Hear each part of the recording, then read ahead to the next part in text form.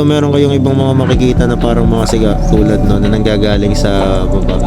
Siguro pag dumiretso pa kayo ng mga ganitong oras sa Marilaki o sa may mga bandang dulo ng Tanay, baka meron pa kayong makitang overlooking na may sea of clouds. Kasi tignan mo naman oh, dahil na doon sa may mga bandang bundok palalo, namumuti pa yung ulap, di ba? So yun guys, Sabado pala ng umaga ngayon. No? Then syempre as expected, pag weekend, madami nagra-ride dito sa Marilaki. So wala namang bago, natripan ko lang umakyat sandali.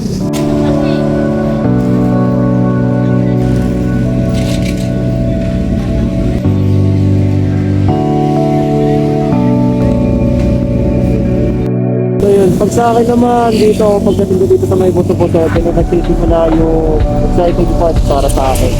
Then siyempre mga downhill, twisties, so nakaka-relax din naman talaga mag-ride sa Marilaki. Kumbaga, ano to eh, pinakamalapit na escape kung galing ka sa Metro Manila. Kung taga Metro Manila ka, quick escape, Marilaki.